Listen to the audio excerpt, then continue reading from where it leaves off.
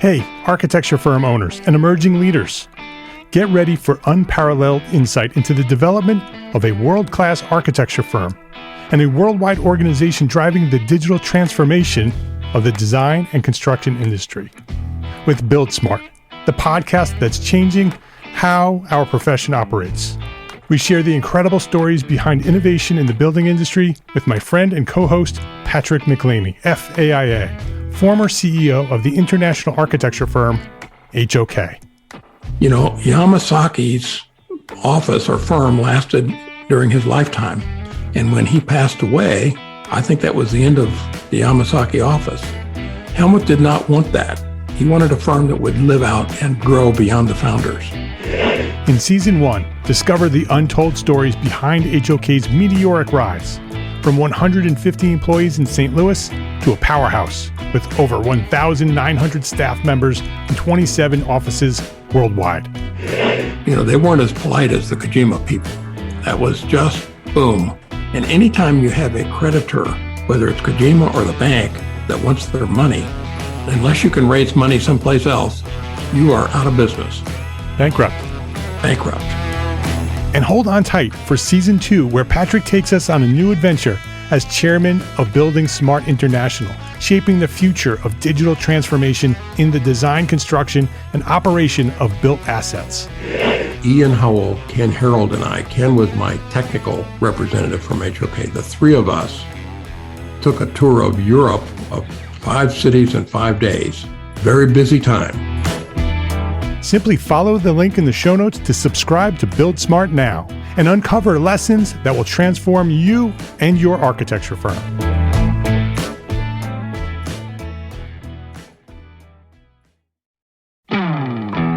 Hey, architecture firm owners and emerging leaders. Get ready for unparalleled insight into the development of a world-class architecture firm and a worldwide organization driving the digital transformation of the design and construction industry. With Build Smart, the podcast that's changing how our profession operates. We share the incredible stories behind innovation in the building industry with my friend and co-host, Patrick McLeamy, FAIA, former CEO of the international architecture firm, HOK. You know, Yamasaki's office or firm lasted during his lifetime. And when he passed away, I think that was the end of the Yamasaki office. Helmut did not want that. He wanted a firm that would live out and grow beyond the founders.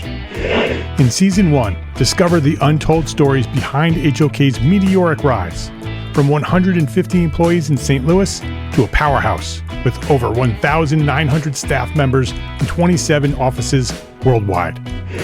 You know, they weren't as polite as the Kojima people. That was just boom.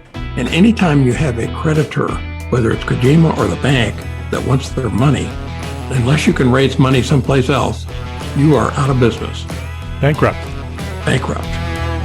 And hold on tight for Season 2, where Patrick takes us on a new adventure as chairman of Building Smart International, shaping the future of digital transformation in the design, construction, and operation of built assets.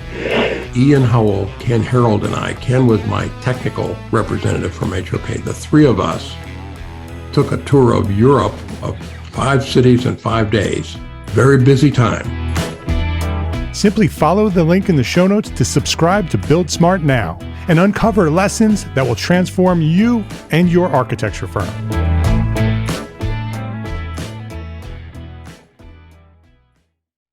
Entrepreneur Architect Podcast, Episode 33.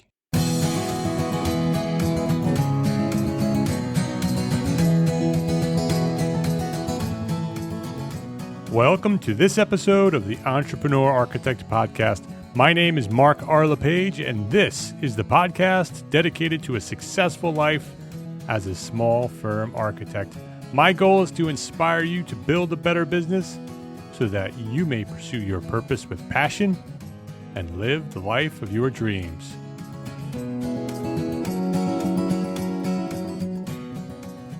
Residential architecture is very different than any other building type. The scale is different, the materials are different, the details are different, and our clients, well, they are very different. The life of a residential architect is very challenging. The psychology involved in a successful residential architecture project is something that can only be learned after many years in practice. The process from acquiring the project, discovering what our clients really want, through designing, developing, and ultimately working with residential contractors to bring our clients' dreams to reality, is much like giving birth, raising a child, watching her become an adult, and letting her go off out into the world. It's not easy, and every project is like another child, with all the joys and pains of parenthood. And the money we make compared to many of our commercially focused brothers and sisters is often also very different. We are launching small businesses with little knowledge of how to succeed, with little support from those who do. And only after years of trial and error, successes and failures, do we finally learn how to keep food on the table for our families. Well, there's a growing group of residential architects who understand your pain and want to do something about it.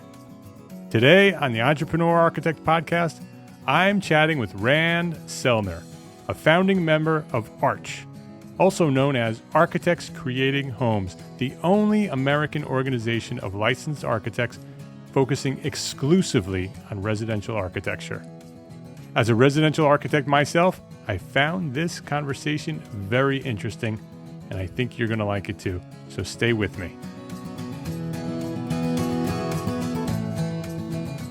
But before we proceed with this week's feature topic, I want to just let you know about this week's blog post article over at entrearchitect.com. 7 reasons why small firm architects should not abandon the AIA. As a proud AIA member, I recognize that many small firm architects are frustrated with the organization, and I too want change, and I continue to work to influence the direction of the profession. But recently, many of my friends, each of them small firm architects, have chosen to leave the AIA and have written about their reasons for doing so. This week's post is my respectful plea to them and to any other small firm architects out there thinking about dropping membership. I think there are many benefits to an AIA membership, even for a small firm architect, and I've listed just a few for you to consider. So if you're interested in my thoughts, I invite you to go to entrearchitect.com/AIA and check it out. And I'd also love to know what you think. What are your thoughts about AIA membership for small firm architects? So when you're finished reading the post, please leave me a comment over at the blog. Rand Soellner, welcome to the Entrepreneur Architect Podcast. Thanks, Mark. Good to be here. It is great to have you here.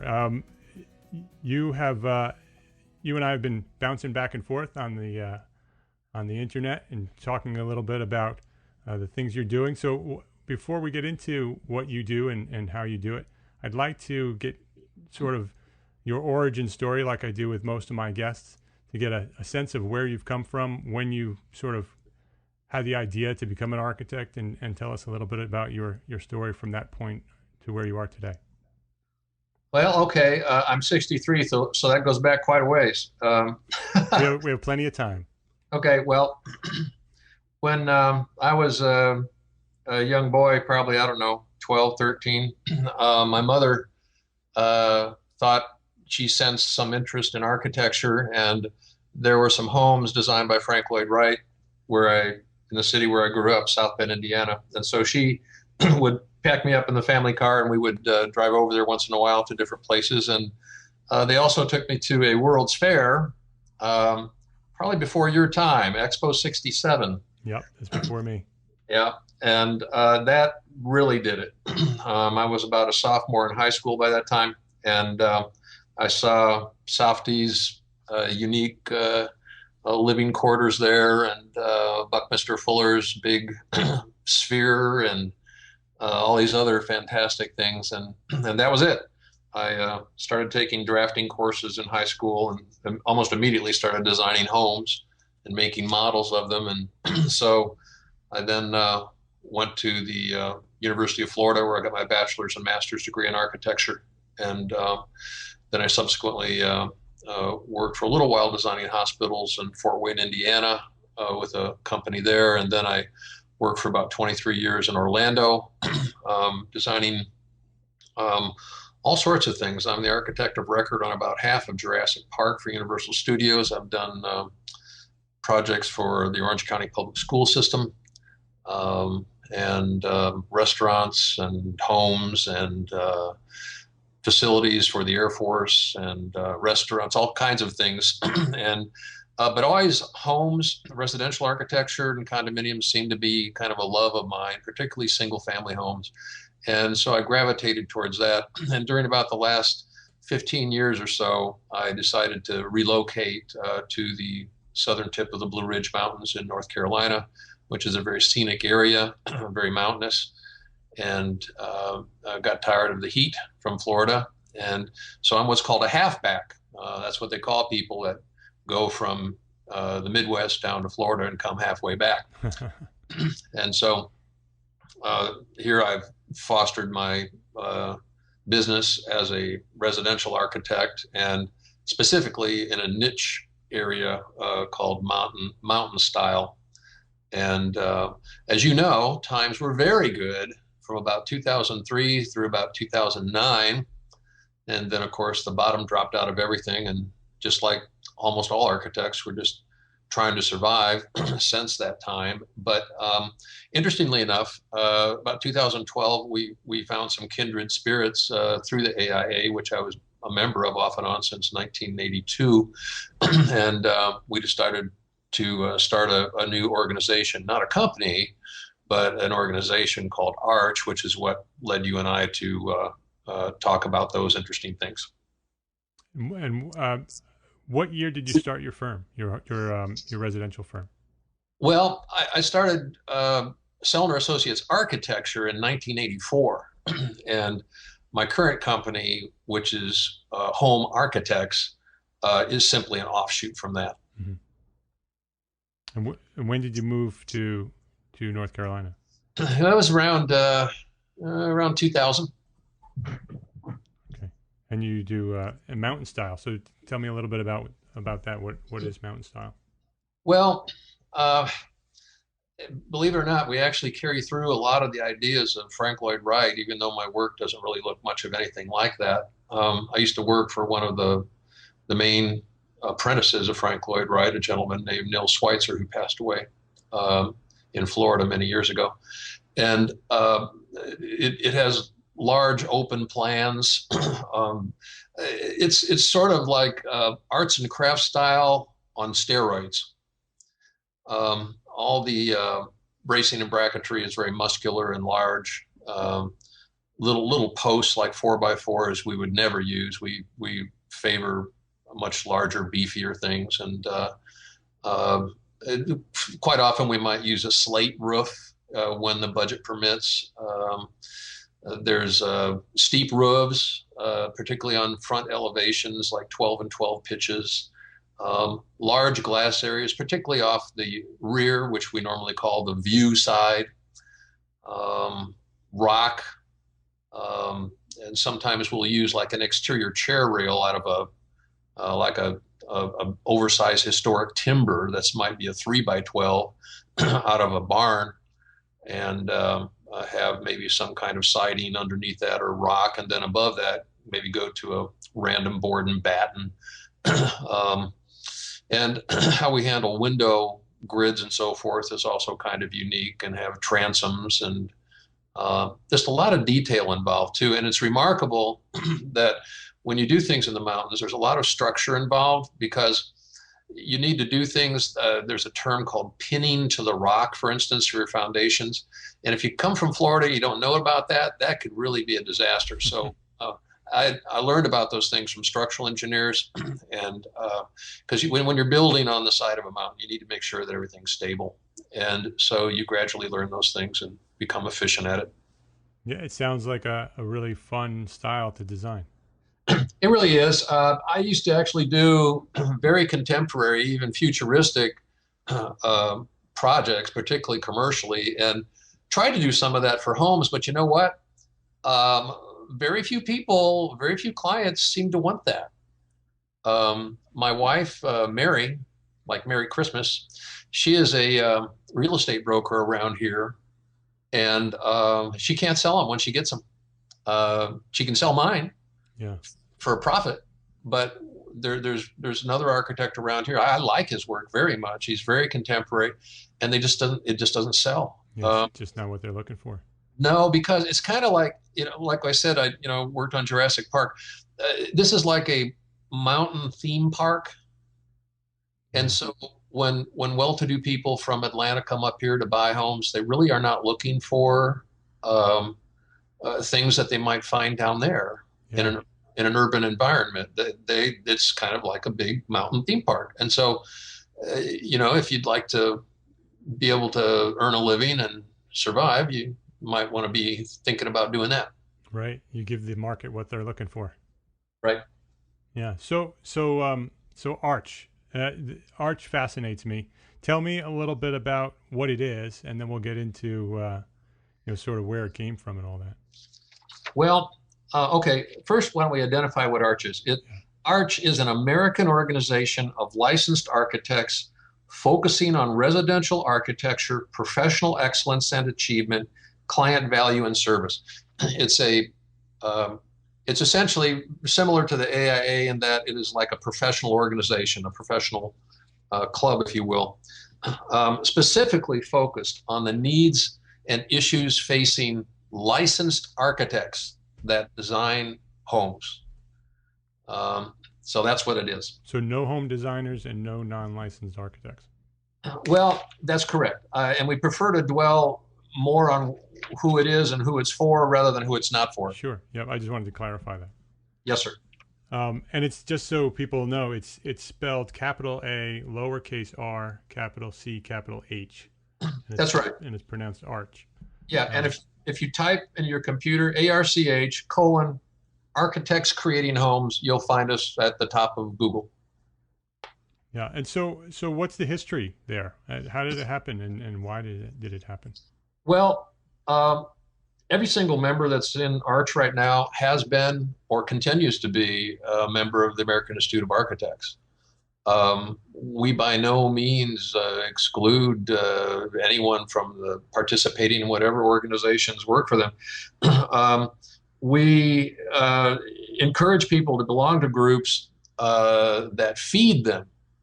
And by feed them, we mean actually help put food on the table, and that feeds them intellectually and helps address the issues that are of concern to them. And all of us have been active in the IAA for decades, me since 1982. And it's timely that you had your recent post from yesterday evening on your website, to which I responded. Yeah. But we're not, once again, we're not saying, hey, if you're in the AIA, you can't be an Arch. That's not the case at all. And when I left the AIA, I said to Dave and some of the other people there, I said, look, the AIA is a very worthwhile organization, does very good things. I just think that we need to have a focus now that is focused strictly on licensed architects who design homes. Because, as I'm sure all your audience members know, if they don't know, that the AIA has many members that are not licensed. And we believe that there's a primary focus that licensed architects have that design homes. There's a unique market there. We're in competition with a lot of unlicensed people. And so we prefer to focus on just the issues that are relevant to what our members have as their main concerns. Right. So this is purely an organization to help residential architects, licensed architects, and certainly not an anti-AIA. Exactly. And I'm glad that you said that. That's exactly what we're trying to do. We're trying to keep everything positive and focus on what we want to have happen and what we've accomplished and what we're growing and trying to do. There's many things we think give people an advantage to being an Arch member, and at some point I'd love to address some of those whenever you're ready. Sure, let's get into that. Just to clarify, the post that I wrote, the article that I wrote, is why small firm architects should not abandon the AIA. And for anyone listening to this in the future, this is May. I think it was posted May 26th, 2014. That article, and that's what Rand was referring to. It's my take on why small firm architects should not be abandoning AIA. And what Rand is doing is something that's very interesting to me, because I think there is a need for what Arch is proposing to serve the small firm residential architect. That, the AIA, it's a very large organization and it can't do everything, and to have a smaller organization that its only mission is to help residential licensed architects is a great idea. Well, thanks. I appreciate that attitude, and we look forward to you becoming a member at some point. Yeah, I'm seriously considering it. I want to, I want to look into it a little bit more, and that's one of the reasons why I invited you onto the podcast. I wanted to share what you're doing with my audience, but I also wanted to kind of a little selfishly learn a little bit more about it, and while doing it, share it with our listeners. Well, you're in a unique position to do that. And thank you for having us here. I hope a lot of people, a lot of architects are listening, because we've been wondering amongst ourselves, amongst our members. We have an executive committee. We Skype every Wednesday at 8:30 p.m. each other and talk about things. We say, hey, it's probably time we started to try to grow our membership some. And we say, well, okay, now how exactly we're going to reach, hundreds or thousands of other architects? And then here you come. So, this is very fortuitous. Yeah, that's my mission. We want to get everybody who's out there, all small firm architects, to sort of help one another, whether you're a residential architect or not, to be out there and work with each other to support one another and to help each other grow. Well, you've really embraced what part of one of our advantages that we talk about.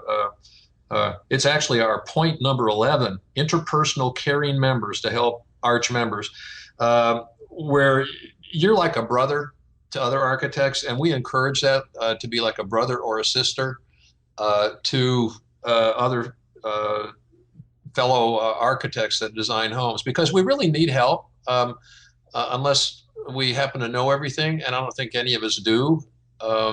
And having somebody there to help deal with issues in our businesses and lives can really help. And that's part of the background of Arch, and part of what we offer, I think, our members, that not necessarily every other organization provides. Just two quick questions, and then let's get into the benefits of what Arch can provide. What year did it start? 2012 is when we founded the organization, and in 2013, we legally turned it into what's called an LLC, a limited liability company, although it really is a professional organization, and we did that within the state of North Carolina, although it is a national organization. And because it uses the word architects in it, we actually had to get permission to form the organization from the Board of Architecture in the state of North Carolina. And fortunately, they allowed that to happen. So we are an LLC. We discussed going not-for-profit, but there were some issues involving that we didn't want to embrace immediately. And however, we may end up doing that at some point. A lot of people don't realize that AIA is not a not-for-profit entity. It is what is it? I'm sure everybody there that's on their executive committee is screaming at the radio right now. but it's not that. It is. It's a corporation. No, it's not. It's a non-governmental organization. I think that's the NGO. Yeah. That's the technical definition of what they do, and we may end up doing that at some point. I'm not sure, but we are very careful with our resources. We do have resources. We do have an income. We have dues, and I'd like to point out that's actually one of the benefits. 100% of the dues that we take in is used to support the mission of licensed residential architects in the organization. It doesn't go to some big parent organization that has other interests that are like commercial architecture or whatever going on. It's strictly focused on licensed residential architecture. So all the money that people pay into it, I say all the money, that's pretty funny. Our yearly dues are only $150. So, that's I think a great value. And how many members do you have currently? It's relatively new, so. Well, Arch projects having 100 members during next year. We currently have members from Colorado through Eastern North Carolina, or from Chicago down through Fort Lauderdale. We presently have about a dozen members. Mm-hmm. We only recently decided to begin building membership publicly. We've been establishing our legal business form. Recently resolved our bylaws, established the Arch website, which is, you can just type in architects creating homes, and we should be number one. We refined the mission statements, the code of conduct, and other administrative matters on which to build a solid organization. We ultimately foresee thousands of members across the USA as membership grows. Let's face it, more architects design homes than any other type of architectural practice. Eventually, those professionals will become aware of Arch's presence and the fact that Arch is the only peer organization representing their interests and issues. Yeah, let's get into what you do. I also, while we talk about what you do, maybe we can also address CORA, the Congress of Residential Architects, and CRAN, the Custom Residential Architect Network, which is CORA is an independent group, and CRAN is a smaller group of the AIA. What makes you different than those? Let's start there. Well, nearly all of Arch's members continue to be AIA members or were AIA members. Arch is not intended as an either-or type of organization. We all join organizations for different reasons, and as I mentioned before, we recommend that you join what feeds you, puts food on your table professionally and intellectually, and members are welcome to be part of whatever organizations they feel comfortable joining. That being said, we believe that Arch has some distinct advantages. Arch is the only organization composed of licensed architects who focus on residential architecture. Those other organizations have unlicensed members in them, and they have agendas that vary from that of licensed architects. We believe that it is better to focus on the issues of licensed architects, which are unique. And let's talk about value. Our dues is less than 1/4 of some of those other organizations, only, like I mentioned, $150 a year. And we believe you get a lot more for your money. And as I mentioned, the use of dues, big difference there between organizations. You know, when you pay your dues in some of those other entities, you don't know where it's going. The use of our dues, 100%, is spent on improving residential architecture and helping residential architecture. To our knowledge, we're the only professional organization whose dues are spent totally on the issues of licensed residential architects, not on commercial architecture, large administrative staffs, lobbying, or other activities. And we do have income sources. Resources, we talked about that, professional brothers and sisters, and there's a whole lot of other advantages, but that's some of the main differences right there. Yeah. So let's say I join, and what are the top 5 benefits that I'm going to receive by joining Arch? Well, number one, we have a Find an Architect database to help the public find Arch members. When an architect joins Arch, they receive their own Arch webpage on which they may include many of their projects and text to describe their practice and one link back to their company website. We know of no other organization that provides us marketing assistance as part of basic membership dues. And there is an Arch Find an Architect database on the Arch website, which the public can search to find Arch member companies by specialty and or geographic location. Some members join for this exposure alone, so that's one. Another is the opportunity to have one or more of the Arch member projects featured on the Arch homepage slideshow. In addition to the previous item I mentioned, when an architect joins Arch, they have the ability to have at least one of their best projects featured on the main Arch website slideshow that appears at the top of every Arch web page, giving Arch members tremendous exposure. Third, you can improve residential architecture in your practice. Be part of the only independent professional organization composed of 100% licensed architects working with Arch members to improve our situation in America and to improve the practice of residential architecture. Just a few of the issues Arch focus groups are addressing include construction document numbered notation systems, residential specifications, environmentally responsive design techniques, improved insulation in houses, healthier home materials and systems. Oh, wait till you hear this. Certified residential architect focus team system, the crafts program, which is newly adopted and in progress. And also in progress, Arch Design Awards program, quarterly Arch e-magazine, which is in progress, and a whole lot more. So certification, let's go back to that. What is that, the crafts program? What is that, and how does that work? The crafts program is we call the Certified Residential Architect Focus Team System. Crafts, capital CRA, and then small FTS. That is a new system under development, and we've not yet rolled it out. But what we're attempting to do, then we had a lot of debate. It was a very heated debate about it amongst our XCOM, the executive committee. A lot of people said, "Oh, hey, you know, the AIA's talked about this." Evidently, there was some AIA group that wanted to start a medical specialty group and so forth, which actually I don't really see a problem with. But you know what? There's more architects designing homes than any other type of architecture being practiced in America today. And, you know, guess what? If you're designing 7-Elevens and car dealerships and Kroger supermarkets, you are not going to know as much as somebody that focuses on the design of homes. Does that make sense? Yeah, absolutely. Okay, I mean, as a matter of fact, the AIA itself, the Canadian group of architects, many state agencies, they all have defined the design of homes as one of the absolutely most complex things that an architect can undertake. It is more happening. I mean, I used to design Veterans Administration medical centers.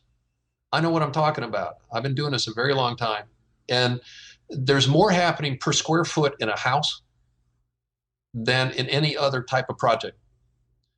And so the fact that it requires some special knowledge and some special education shouldn't be anything to be viewed with anything other than a welcoming, because it's knowledge that we need to know so that we don't have problems. And you know, some of the members that we have in Arch have been doing this for over 40 years.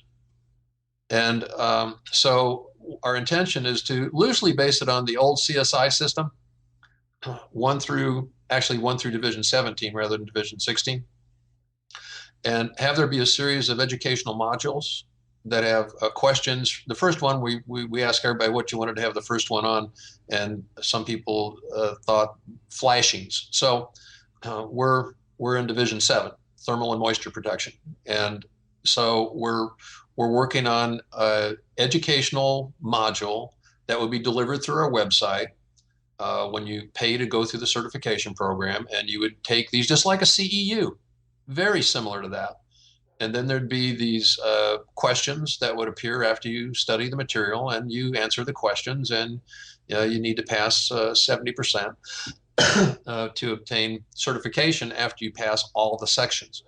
And like I said, it's still under development, but that's the big idea. Does that make any sense to you? Yeah, it's very interesting. So it's basically, it's not a license, but it's a certification to show potential clients that you're a certified residential architect, that you have gone through a rigorous certification process and have passed that test.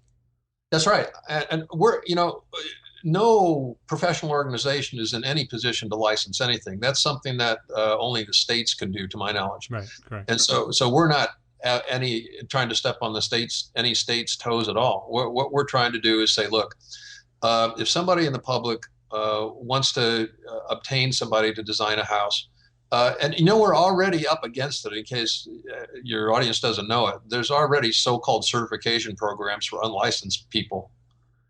And the only way we can do anything to one up on that is to say, well, okay, you know what?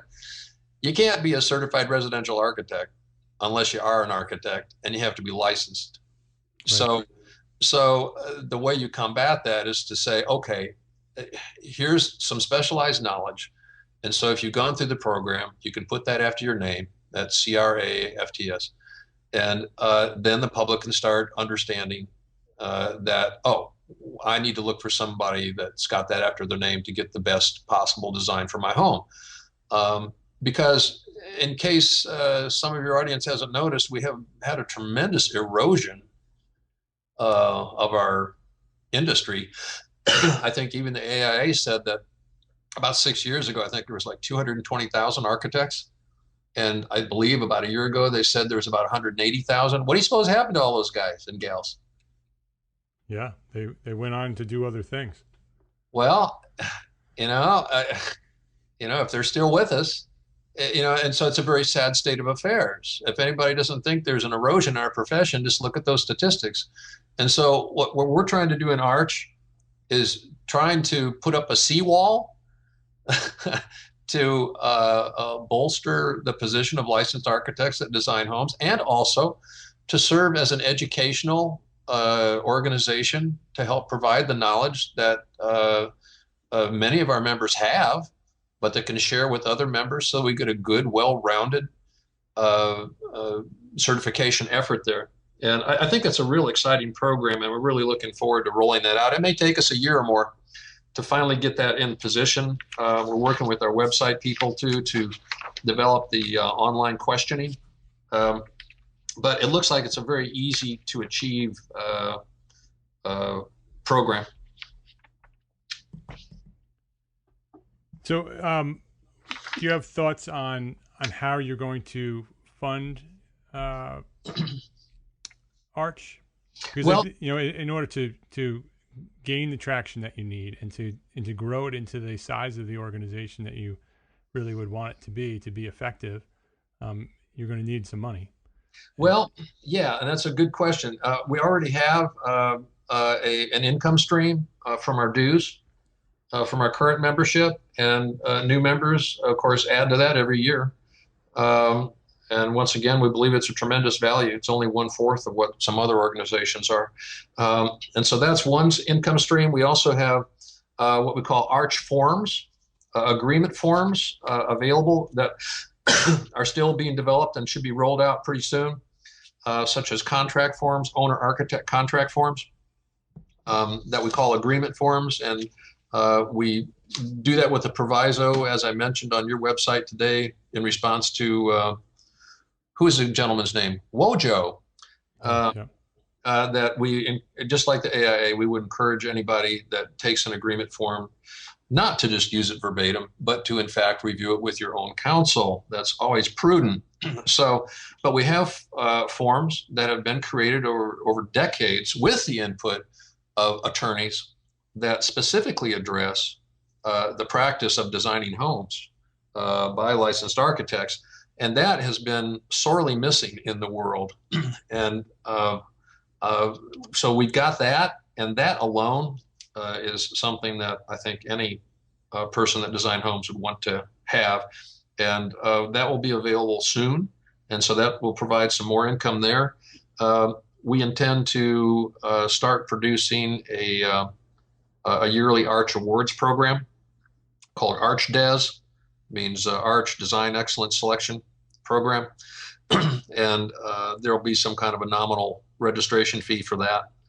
And we believe that residential architecture has been sorely lacking for some meaningful awards programs, instead of just awarding flat roofed white boxes, which I actually enjoy. I've designed a whole bunch of those myself in the past. But there's a whole genre of residential architecture, many genres of residential architecture that have been not represented. And so we intend for there to be probably at least 10 different categories. And so that'll provide hopefully some more income there, and also some much needed recognition to some extremely talented residential architects.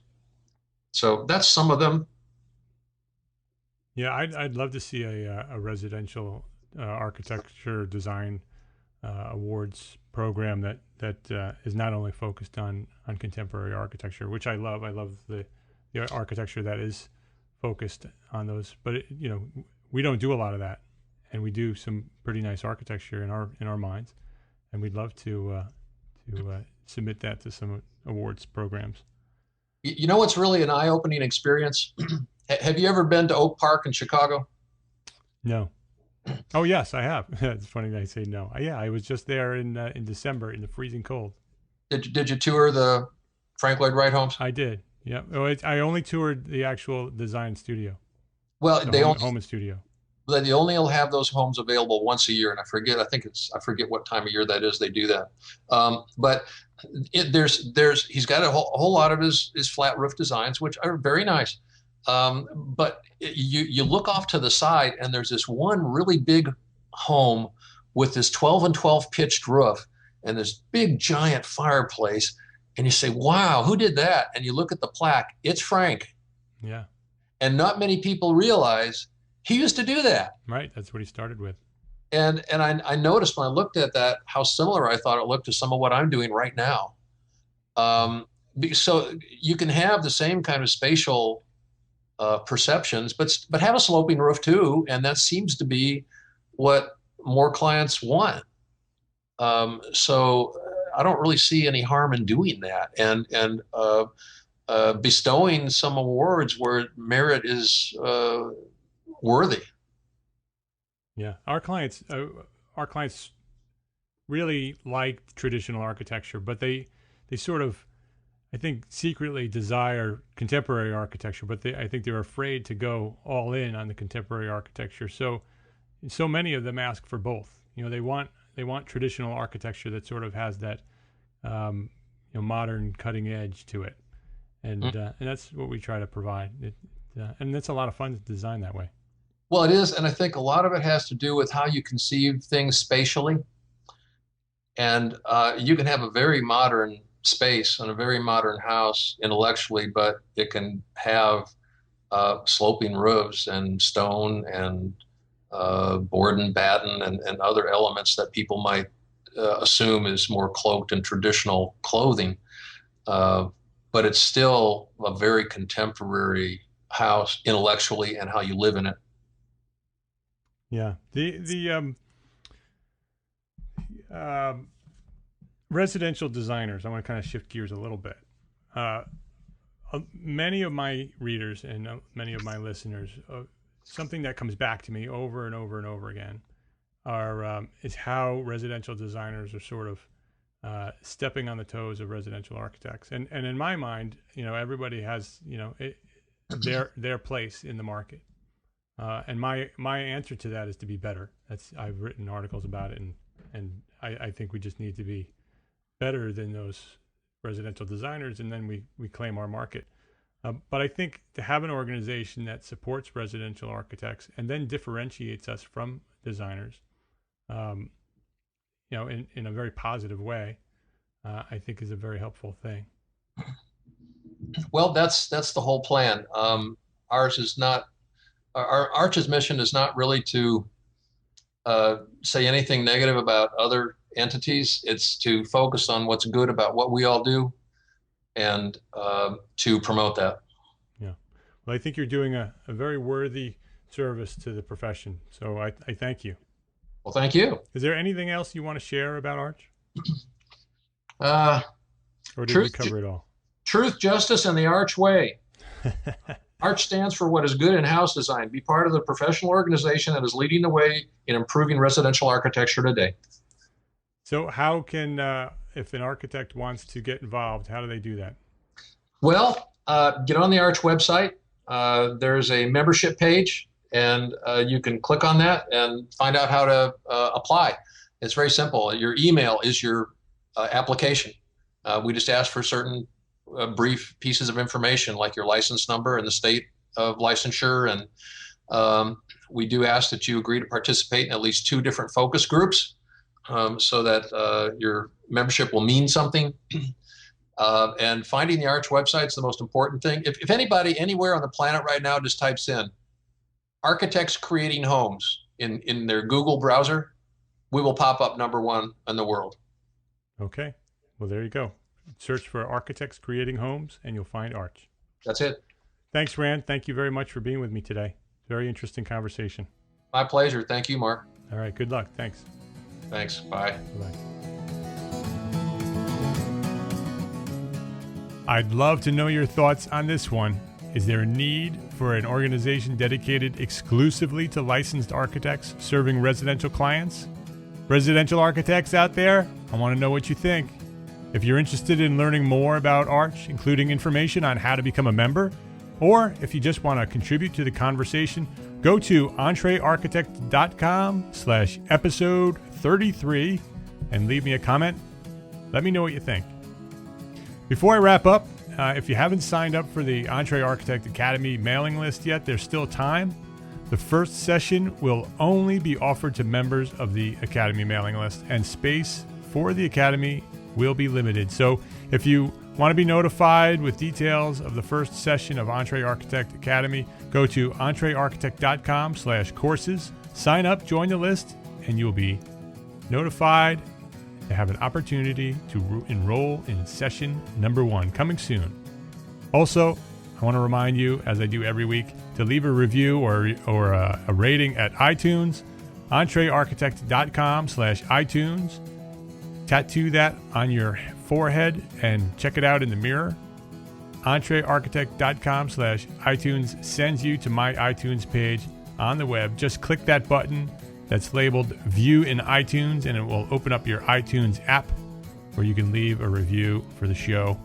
I'd love to know what you think, so please go over there and do that right now. I do appreciate that because that gets us noticed by other architects, and that's the mission here at Entrepreneur Architect on the podcast, is to get as many architects listening to what we're talking about here so we can make some change. So that's a wrap. My name is Mark R. LePage, and I am an Entrepreneur Architect. Thank you very much for listening.